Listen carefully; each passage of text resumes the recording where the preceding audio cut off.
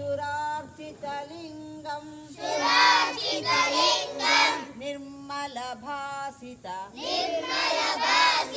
शोभितलिङ्गं जन्मज दुःख विनाशनलिङ्गं तत्प्रणमामि सदाशिवलिङ्गं देवमुनि प्रवरार्चितलिङ्गं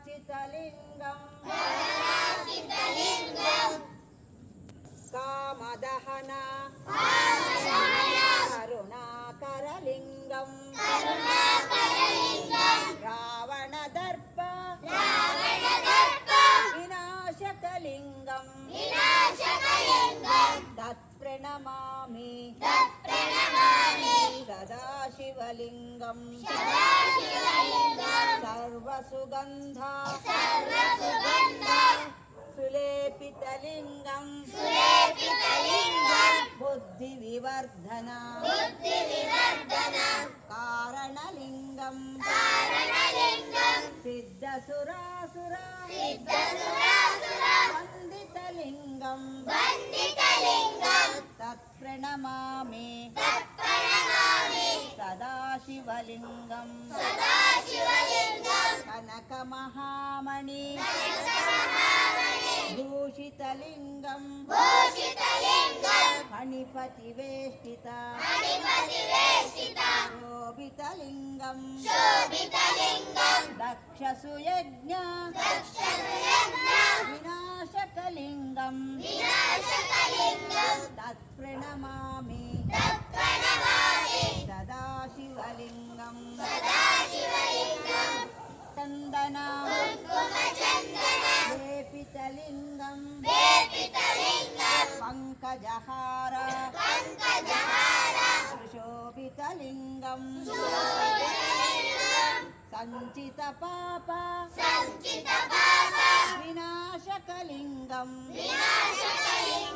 तत्प्रणमामि सदाशिवलिङ्गं देवगणार्चित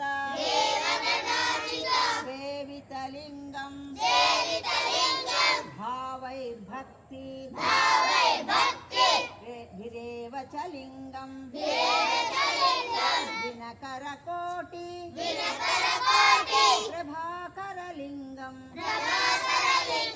तत्प्रणमामि सदाशिवलिङ्गं अष्टदलोपरि चेष्टितलिङ्गं सर्वसमोद्भव कारणलिङ्गं अष्टदरिद्र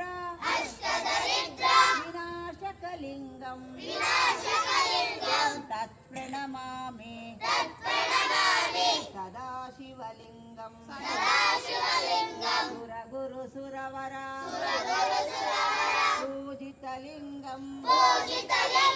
सुरवनपुष्प सदार्चितलिङ्गं परात्परं